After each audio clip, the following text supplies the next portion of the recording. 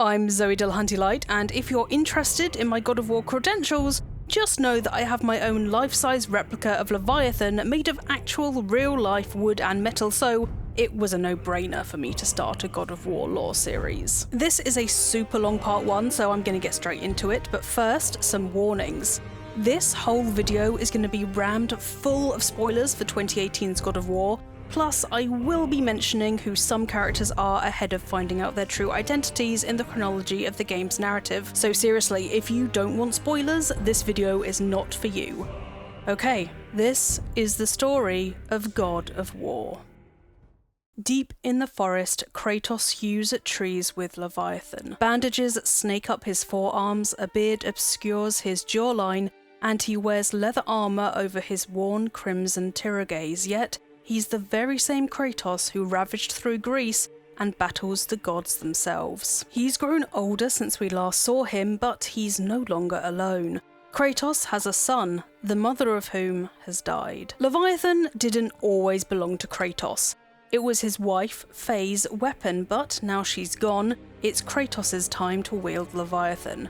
Atreus, Kratos and Faye's young son, waits patiently by their boat as Kratos cuts down a tree branded with a golden handprint, marked by Faye before she died to be used specifically for her funeral pyre. The bandages on Kratos' forearms loosen, and for a second he looks down at them before tightening them once more. Take note of what Atreus is holding onto here. I'll be coming back to what it is precisely later on. Hoisting the trunk on his considerable shoulders, Kratos hauls it back to the boat, and Atreus doesn't blink at his father's immense strength. He has no idea it's unusual. To him, father has always been strong. Back at their homestead, Kratos builds the pyre as Atreus says a final goodbye to his mother.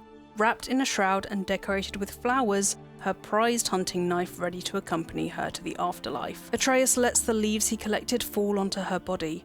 Faye is gently laid on the pyre by her husband, who then lights it. Faye burns. Before the flames consume her entirely, Atreus snatches her knife, scalding his palm in the process. From now on, like Leviathan, Faye's weapon has been passed onto him. Kratos orders Atreus to get his bow, leaving him alone at the pyre to quietly mourn in a rare show of vulnerability. When Atreus returns, to his surprise, his father commands him to hunt deer, which they will be doing together in their very first hunt as a pair. Before then, it had always been Faye who would take Atreus out hunting. During their hunt, the pair encounter Draugr, who are curiously closer to the homestead than they've been before. That's the beginning of a rather disastrous father-son outing, as Atreus lets loose an arrow at his chosen stag too soon, causing the animal to flee deeper into the forest and earning Kratos' frustration. When Atreus finally lands a killing shot, Kratos makes Atreus kill the stag himself. As far as we know, this is the first time Atreus has killed a living thing. Considering his reaction to slaying the stag, I think Faye probably did the finishing blow herself when they went hunting together.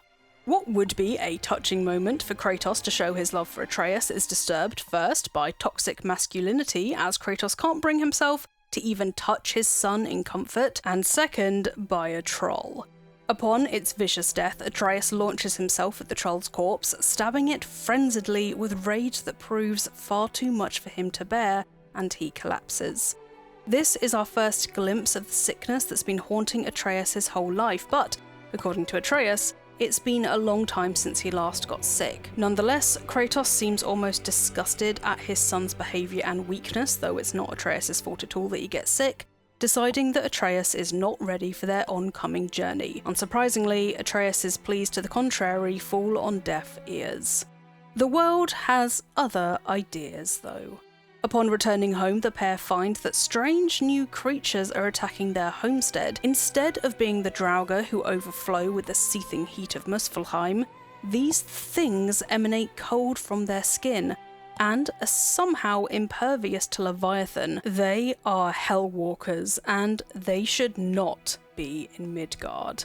Unbeknownst to Kratos or Atreus, more unwelcome company is on the way. Cutting down those trees marked with the golden handprint goes much deeper than Faye having a particular attachment to certain trees.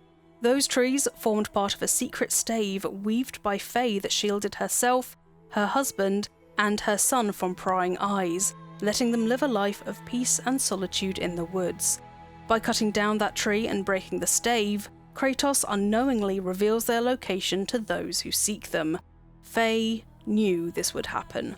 She wanted this to happen. But why is her location of such importance to Odin? Because it is him she's been hiding from. Faye is a Jotun, a giant, and, as such, not only knows how to get to Jotunheim, the hidden realm of the giants, but, being Jotun, like the rest of her kind, she can see the future. Odin is a power-hungry, knowledge-obsessed, paranoid, cruel, and vicious god, going so far as to claw out his own eye and hang by a noose from a tree for days to attain knowledge beyond his ken.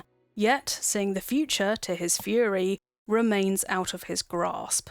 As one of the few Jotuns left in Midgard, he sees Faye as his key to the most intoxicatingly powerful type of knowledge: prophecy. Back at the homestead, Kratos fills a bag with Faye's ashes. Faye had asked Kratos to spread her ashes at the top of the highest peak of the 9 realms, so father is planning to head to the highest peak in Midgard. Following this, in a shocking show of I don't even know what, bad fathering or something, he provokes Atreus into frustration by testing his ability to punch, feeding Atreus' anger and resentment towards his father. He says it's to show Atreus that he needs to control his anger, but there were definitely better ways to teach his young son this. Kratos has a lot to learn, as I suspect Faye knew all too well. This lesson, if you even want to call it that, is disturbed when a stranger arrives at their door. He appears to know who Kratos is already, and although he's seeking Faye on Odin's command, the stranger seems thrilled when Kratos finally rises to his provocation, triggering a fight that leaves even the demigod Kratos bruised, exhausted, and bloody. This stranger's identity is a mystery to Kratos and Atreus, so let me enlighten you ahead of time.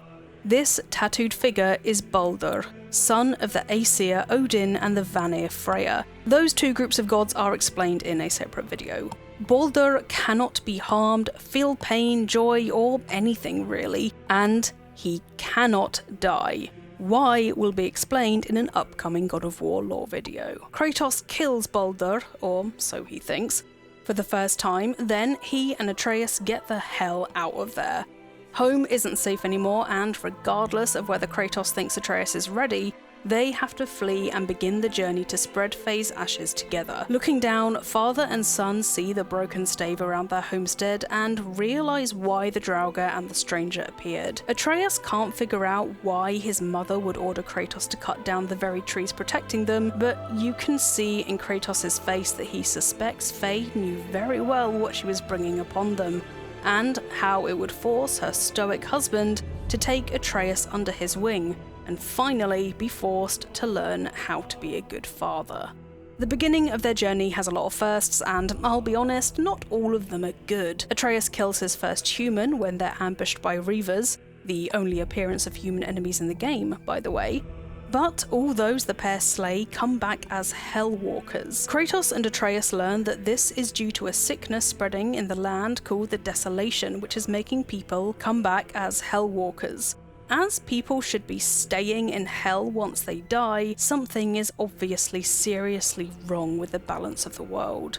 On the road, Kratos and Atreus meet the dwarf blacksmith Brok with his pack horse. We learn Atreus can communicate with animals, and that the dwarven brothers Brok and Sindri made Leviathan. Kratos matches Brok's gruff energy and begrudgingly allows Brok to make improvements to Leviathan. Creatures are killed, progress is made, that is until the father and son see a boar embossed with golden sigils. Wanting to nurture Atreus' hunting skills this time, Kratos encourages him to shoot it, and Atreus actually hits the boar, who flees and is pursued. In pursuit of the boar, they run into a hamlet that's ravaged with bodies. Some humans who have been slaughtered by Hellwalkers, and some Hellwalkers themselves. Whoever lived there definitely put up a fight, but they did not stand a chance against the Desolation. It's here that the human cost of the Desolation, and the reason why Midgard is so empty, becomes abundantly obvious. The wounded boar draws Kratos and Atreus into a mystic woodland of sorts, and they get separated, with Atreus' yells for his father echoing through the maze. It doesn't feel quite real, with everything enrobed in fog and a distinct magical quality to the whole atmosphere. At last, Kratos finally runs into Atreus, the boar, and someone new, the Witch of the Woods, who is trying to heal her porcine friend. Disgusted that they used him for target practice, she ropes the two in to help her heal the boar and, hilariously, gets Kratos to go collect flowers at her request. Atreus lends a hand making the poultice for the boar too, though, as you can guess, he's much more gracious about it, eager to help fix a problem that he caused. It doesn't take long for the witch to realise, somehow, that Kratos is a god and, behind Atreus' back, she tells the Spartan that he needs to tell Atreus about his true nature as the son of a god, but, as you can imagine, Kratos does not want to hear it. Despite his cold father, the witch grows fond of Atreus, and I can't blame her. He's just a young boy, bless him, and he's really quite sweet. The witch marks them with a charm that'll hide them from those who would make their journey, what she calls, difficult. Having healed the boar, Kratos and Atreus leave, gaining access to a boat from the cavern below the witch's house. It takes them into the Lake of the Nine, and they're greeted by a massive statue of Thor. We learn that Faye used to talk of the gods often, but Kratos didn't listen much, as boy does he hate gods of literally any type. Another statue of an unknown figure towers over the pair, with a phrase on it that commands the reader to sacrifice their arms to the lake. Kratos, buoyed by Atreus' realization that he can just recall Leviathan once it's thrown, so they won't really be losing anything, catapults Leviathan into the Lake of the Nine. Awoken by the commotion, the gargantuan Jotun Jormungandr, the world serpent, emerges from the Lake of the Nine, and Atreus is having a great time here. Faye told Atreus that he's friendly, no wonder, as Jormungandr is a giant like her, and Jormungandr says something when he comes out of the lake, but despite his knowledge of different languages and ability to understand creatures, Atreus can't understand him. He does seem friendly though. To me, the world serpent seems to know Kratos and Atreus as, again this could just be me, Jormungandr does look affectionately upon the duo when he speaks. Anyway, the level in the Lake of the Nine lowers and reveals a bridge and temple in the middle. Somehow, Brok has appeared in the bridge's central temple, but Kratos and Atreus can't quite figure out how he got there, and Brok is certainly not telling. It's prime trading space according to him, which is fair enough. Father and son continue their way towards the mountain and meet Sindri, Brok's brother. It's revealed that Sindri, who only now finds out about Faye's death and is greatly saddened, evidently admired her immensely, for she was a great warrior and protector. Her prowess in combat is news to Atreus. After Sindri makes his own improvements to Leviathan, because obviously Brok didn't do a good enough job to him, Kratos and Atreus climb the mountain, but their progress is halted by the Black Breath, a corruption of magic which blocks their path. Appearing literally out of nowhere, the witch tells them they need the pure light of Alfheim to dispel it and accompanies them back to the bridge. Sindri and Brok have both disappeared. Strange. The witch's bow is shown to be able to trigger the light elf magic that creates light bridges, and the witch enchants Atreus' own bow with the power of light. However, it will need the light of Alfheim to charge it up. Inside the bridge's temple, the witch reveals the mechanism that connects the 9 realms of the world, which are traversed using Yggdrasil, the world tree. The witch gives them a Bifrost crystal to capture, hold, and transfer the light of Alfheim, which also lets them use the mechanism to cross into other realms aside from Midgard.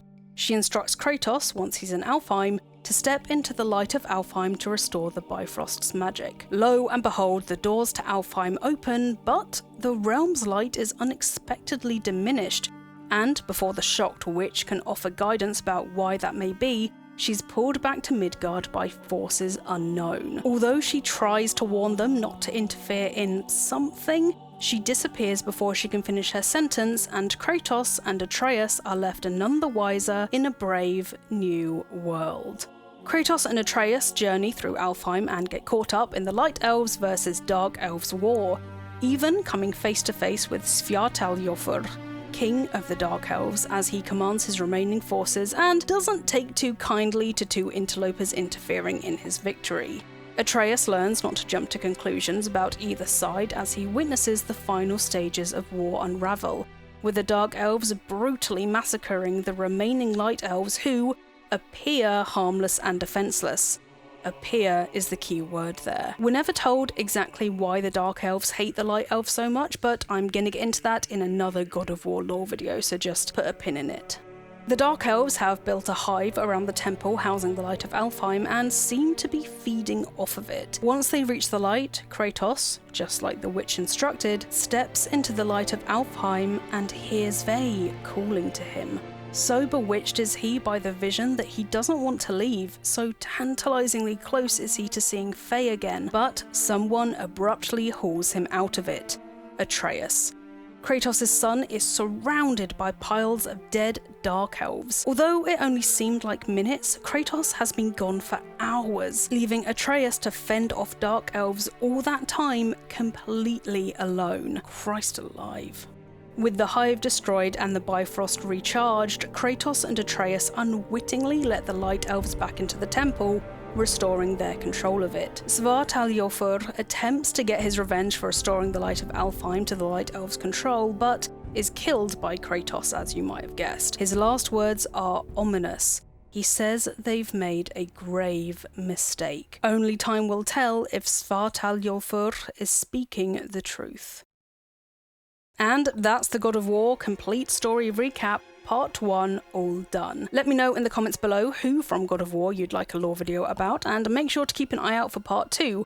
I'll pin it in the comments when it's live. This is the very first in my series of videos about God of War's lore, so if you're interested in everything Kratos, Norse or God of War shaped, make sure to subscribe to Eurogamer and keep an eye on the channel. You can also follow me on Twitter at Zoe_Delahunty for updates about new lore videos releasing soon. Now, I'm gonna go and swing my life-size Leviathan around and try not to eviscerate myself, so I'll see you next time.